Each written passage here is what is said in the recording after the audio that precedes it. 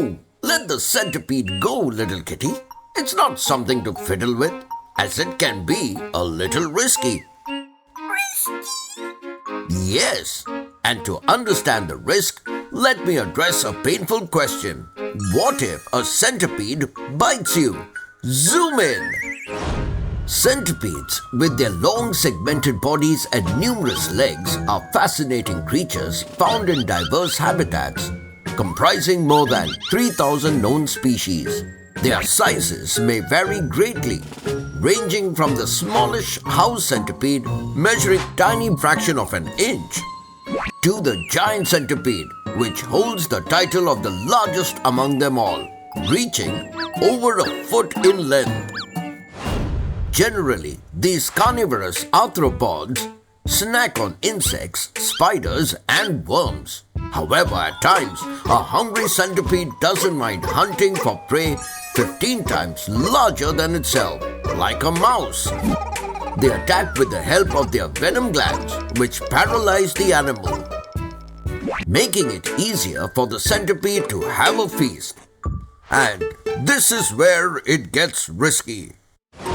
Yes, that's because even though they are creatures of the outdoors, commonly inhabiting gardens, forests, and other natural settings, at times, while seeking shelter from extreme weather or pursuing prey, they enter our living spaces. You may find them under the floor or in the cracks of the walls. Mostly, centipedes are not aggressive toward humans and tend to run away from us. However, if someone accidentally steps on them or deliberately provokes them, these creatures won't shy away from defending themselves by biting the person. This can result in 2 red markings in a V shape due to the arrangement of the insect's forcipules. Though this bite can be extremely painful, particularly when bitten by larger centipedes that tend to deliver more venom, fortunately, their venom is generally harmless to humans, causing only mild and temporary effects, which may go away in a few hours. However, bites from certain species, such as the Scolopendra genus, may lead to serious allergic reactions, as well as cardiovascular and neurological effects in people due to the strong chemical composition of their venom, which contains substances such as serotonin, histamine, and cardiodepressant toxin S.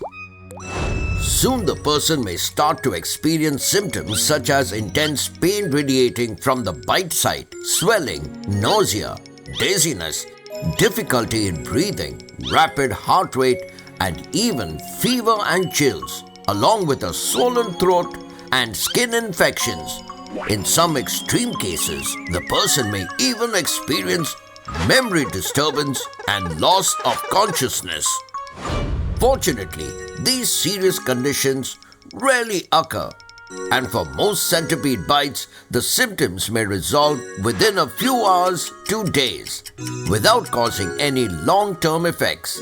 But in case you happen to get bitten by a centipede accidentally, make sure to remain calm, as panicking can elevate your heart rate and increase the spread of venom throughout the body. Then, gently wash the bite area with mild soap and water to reduce the risk of infection. Afterward, apply a cold compress or ice pack to help relieve pain and swelling. Also remember not to scratch the bite, as it can irritate the skin, making it easier for germs to get in. In case even after some time it still hurts a lot, or you have trouble breathing, please visit your doctor ASAP. It's trivia time! Did you know that despite their name, which means 100 legs, most species have between 30 and 354 legs? Also, centipedes are closely related to lobsters, shrimp, and crayfish. Hope you learned something helpful today. Until next time, it's me, Dr. Binocs, zooming out.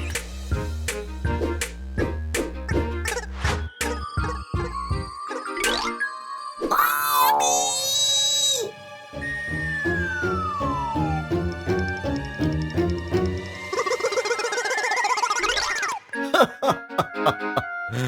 Mind it.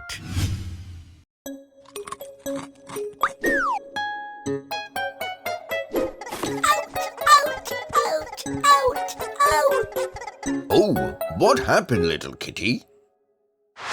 Something bit itty.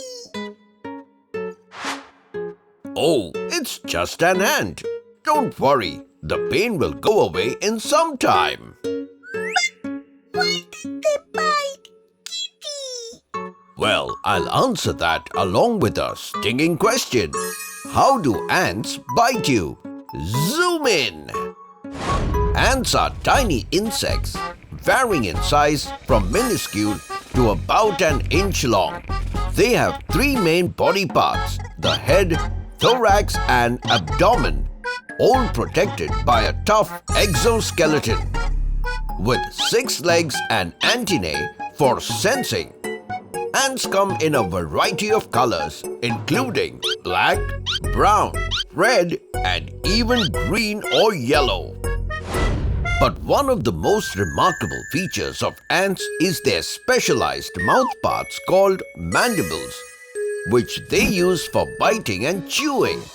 Additionally, out of the 12,000 known species, approximately 71% of them have stingers. These stingers are found only in female ants, particularly in queen and worker ants. Now the vital question is, how do these ants bite or sting us in the first place? Well, ants with only mandibles tend to grasp onto your skin and exert pressure to bite down on the target. On the other hand, some ant species take it a step further by cutting open your skin. Then from specialized glands present near their mandibles or other parts of the body, they release irritants like formic acid, causing additional discomfort or pain. And if you think that's enough, wait until you meet ants armed with both powerful mandibles and sharp stingers. Once one of these ants gets hold of its target, it firmly grabs their skin with pinchers and arches its body to extend its abdomen toward the target, effectively deploying its stinger, which is a modified ovipositor located at the rear end of the abdomen. Then the ant penetrates the stinger into the grasped skin and thrusts it back and forth to release a neurotoxin venom. This venom contains various compounds that can cause pain, irritation, and sometimes allergic reactions in humans, which may require immediate medical attention. But why do ants bite in the first place? Well, ants are highly territorial creatures, and when they feel threatened by a larger animal or human intruder, they will bite as a form of defense.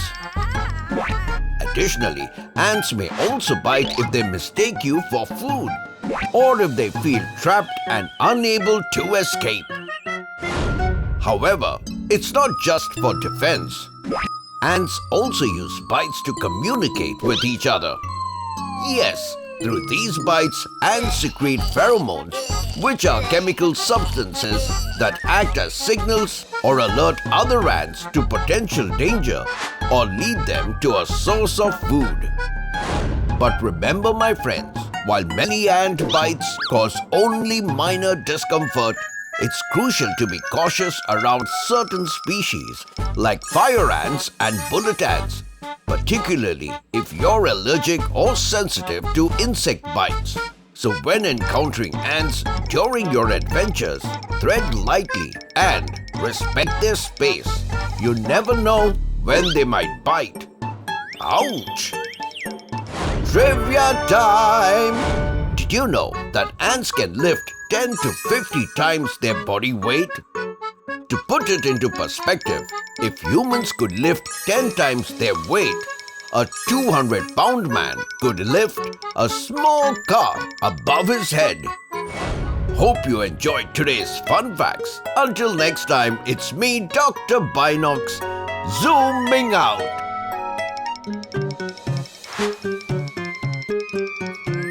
Never mind.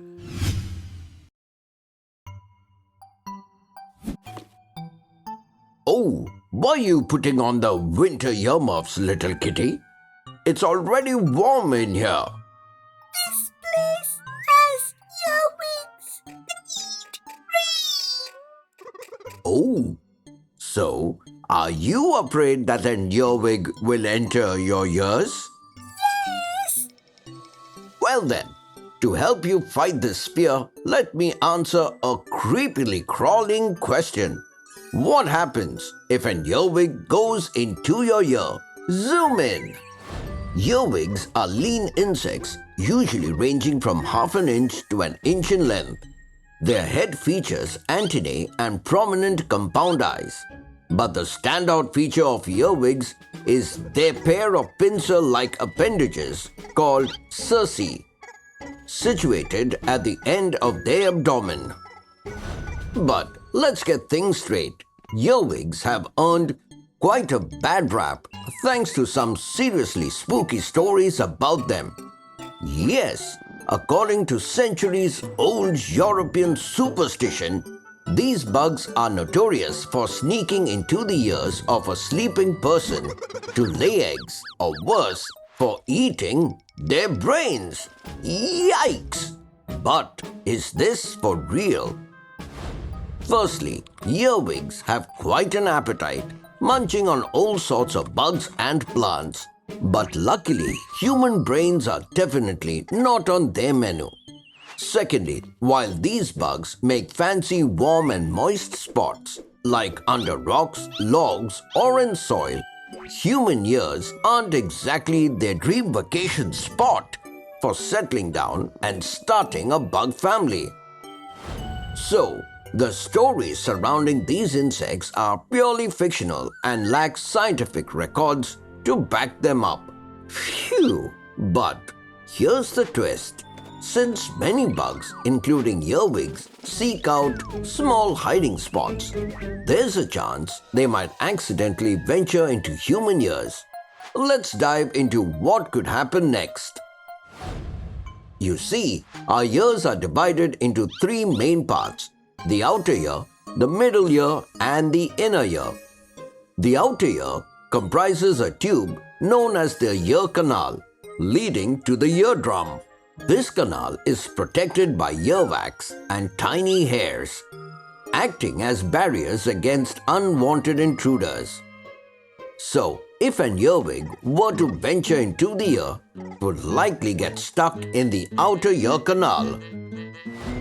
In case some stubborn bug does manage to reach the delicate membrane of the eardrum, even though it might cause a lot of discomfort, it's not easy for small objects like bugs to break through this defensive wall unless there's strong force or pressure involved. Even if it miraculously passed the eardrum, breaking through the barriers of the middle ear, it would be next to impossible due to the three tiny bones called ossicles. This means it's highly unlikely for an earwig or any bug to reach the inner ear because there are no direct pathways for an insect, even a strong one, to crawl from the outer or middle ear into the inner ear, which is deeply protected within the skull. So rest easy, bug phobies. While a bug in your ear might make you twitch, the odds of it crawling into your brain are as likely as finding a mermaid in your bathtub. All thanks to our ears that are bug-proof zones, complete with their bug defense squad. But still, as there are certain risks involved with any insect entering your ear, it's essential to stay calm and try tilting your head to the affected side to help the insect move out naturally. And if it doesn't come out, quickly rush to the doctors who are experts in safely handling such incidents. Trivia time! Did you know that earwig's name comes from the Old English word earwigga, which roughly translates to ear wiggler or ear creature? Also, there are around 2,000 species of earwigs found around the globe. Hope you felt relief today. Until next time, It's me, Dr. Binocs, zooming out.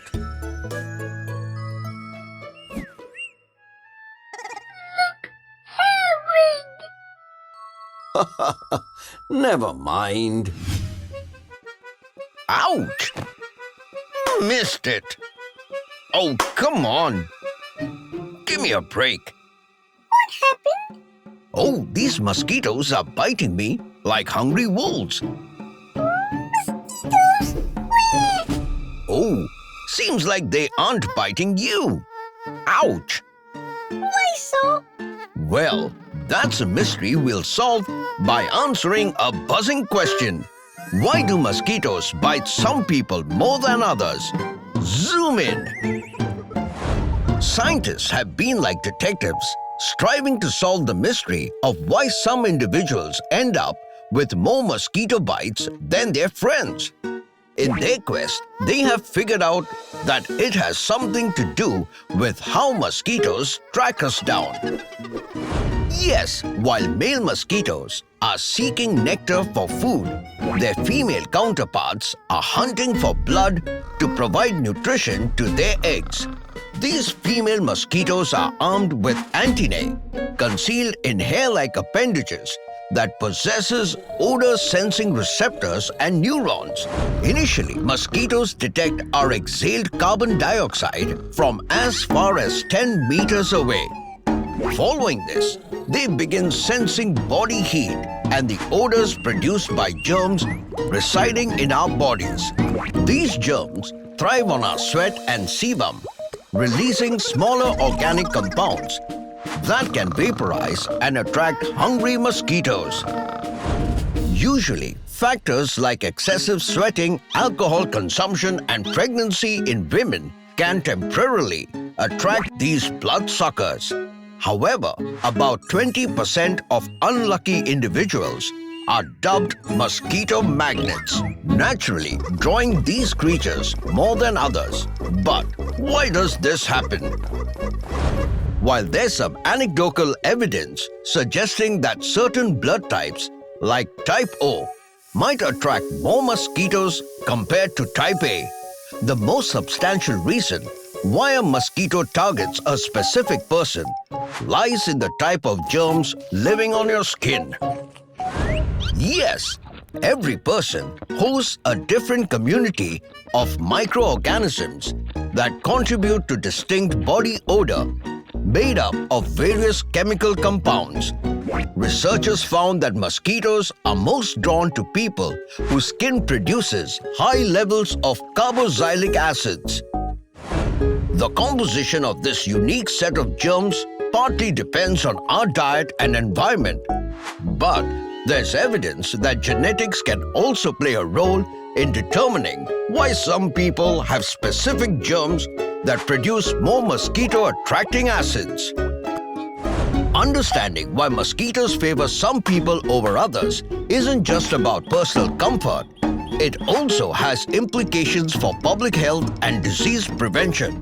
Mosquitoes are the most dangerous predator on the planet, responsible for the deaths of millions annually as they spread diseases like malaria, yellow fever, dengue, Zika, and more through their itchy bites. Knowing which people attract more mosquito bites could assist them in obtaining better precautionary measures like vaccines, repellents, nets, etc., ultimately aiding in saving countless lives. Furthermore, we can contribute to the fight against mosquitoes by emptying containers that collect water, providing full-sleeve clothes or sheets to those sleeping on the streets, and educating others about the subject to ensure everyone's safety and health. And here's the thing, my friends. If you believe we should exterminate mosquitoes once and for all, that might not be a good idea, as they play a crucial role in maintaining our ecological balance. How, you ask? Trivia time! Did you know there are more than 3,500 species of mosquitoes? Yes, and out of them, only 100 bite humans. Hope you learned something different today. Until next time, it's me, Dr. Binocs, zooming out. This will keep you safe. Never mind.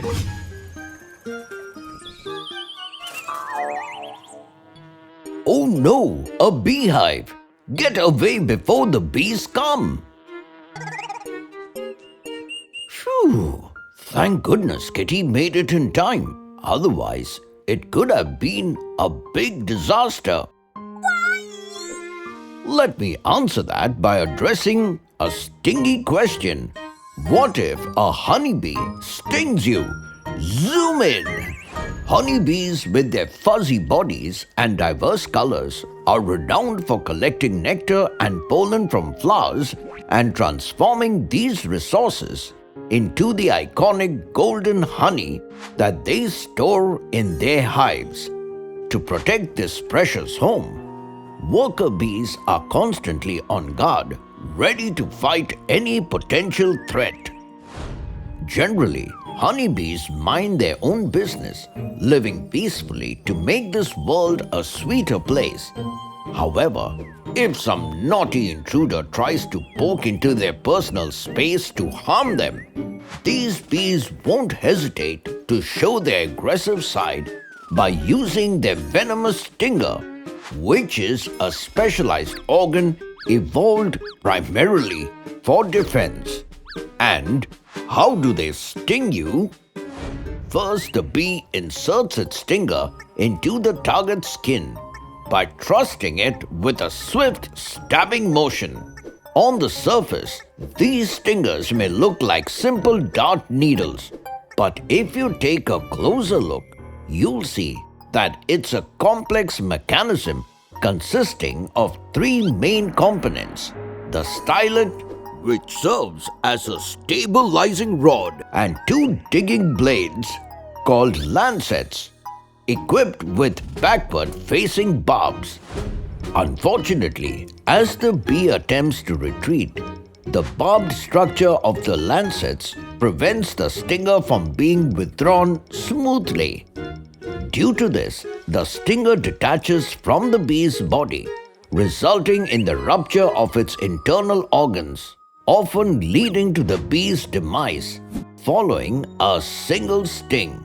But even after the stinger is detached, zombie-like muscles keep digging and injecting the venom coming from a bulb located at the base of the lancets. Following this event, the person may feel tremendous pain as the sting site typically becomes red and swollen, accompanied by itching. In such cases, the first thing we must do is examine the affected area. If the stinger remains embedded in the skin, it should be carefully removed to prevent additional venom injection. Next, wash the affected area with soap and water to help cleanse the wound and reduce the risk of infection. After cleansing, applying a cold compress or ice pack to the sting site can help relieve pain and swelling. If the pain persists, consult a doctor for over-the-counter pain relievers that may provide further relief from itching and discomfort. Monitor the sting site for any signs of allergic reaction and keep an eye on any serious symptoms such as nausea, dizziness, a tight feeling in the throat, or difficulty in breathing. In such cases, immediate medical attention is needed to minimize discomfort and reduce the risk of life-threatening complications. But as the saying goes, prevention is better than cure. So if you know that bees or other bugs can make you sick, it's important to be extra careful to avoid them. Try to stay away from areas with lots of flowers where bees like to hang out. And if a bee is near you, don't panic and don't try to hit it. In most cases, it will go away. Trivia time! Did you know that female bees are the only ones that can sting? Also, the average worker bee lives for just 5 to 6 weeks. During this time, she'll produce around a 1/12 of a teaspoon of honey. Hope you learned something new today. Until next time, it's me, Dr. Binocs, zooming out.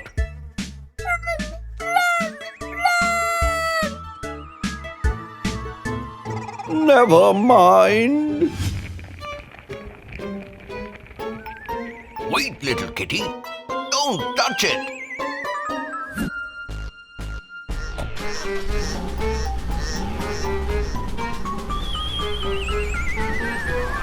Phew, we are safe now. From whom? From the harmful chemicals of the Bombardier beetle. You were about to touch. A phenomenon I'll explain to you all by answering an acidic question. How does the Bombardier beetle spray acid? Zoom in! With over 500 species, the Bombardier beetle is a type of ground beetle that is usually brown or black and ranges in size from 5 to 30 millimeters. But what is common in all of them is their unique ability to create chemical bombs within their bodies, producing a boiling, stinky spray that is also the source of their name, Bombardier beetles. They can spray their chemical in different ways, from slow releases to quick bursts, hot enough to even burn and stain human skin. One of the most famous victims of their acidic attack is the world-renowned biologist Charles Darwin. He reported that one day, while reaching for another specimen in the field, he unknowingly placed a Bombardier beetle within his teeth. The beetle then fired its acid into his mouth, making for an unforgettable encounter. Fortunately, Bombardier beetles generally stay away from humans and typically only use their defense mechanism when they feel threatened or are attacked by predators. Their spray can irritate the eyes and respiratory system of predators, causing painful but temporary effects. But the vital question is, how do they do it? Well, the secret lies in their abdomen, where an ingenious yet simple mechanism is at work. It consists of finger-like lobes containing chemical-producing cells that create hydrogen peroxide and hydroquinone. These lobes are connected to ducts that move the two chemicals into reservoirs, where they are stored separately until needed. The reservoirs lead to a reaction chamber separated by valves, and finally to a turret-like exit point that can rotate in different directions. Now when a predator attacks the beetle's muscles squeeze the reservoirs, pushing the chemicals into the reaction chamber. In the reaction chamber, the chemicals mix with enzymes called catalysts and peroxidase, causing a rapid and explosive reaction with a loud pop that stuns the attacker. In a fraction of a second, catalyst breaks down hydrogen peroxide into water and oxygen, releasing energy that generates significant heat, bringing the temperature up to nearly 100 degrees Celsius. At the same time, peroxidase catalyzes the conversion of hydroquinone into benzoquinone, a compound that is both irritating and foul-smelling. This reaction generates enough heat and pressure, forcing the hot, noxious spray out through the turret-like exit point. The beetle can aim this turret precisely at its attacker, hitting the predator with a boiling, smelly, and irritating blast that makes it think twice about bothering the beetle again. I know you might be wondering why the Bombardier beetle doesn't get hurt by its own boiling spray. That's because the beetle ejects the fluid in a rapid series of pulses up to 500 times per second. This pulsing action helps prevent the beetle's abdomen from overheating, protecting it from its own defensive weapon, Genius, isn't it? So the next time you see a small beetle, remember that even the tiniest creatures can have the most extraordinary abilities that must be admired from a safe distance. Trivia time! Did you know the beetle's turret-like nozzle can rotate almost 270 degrees?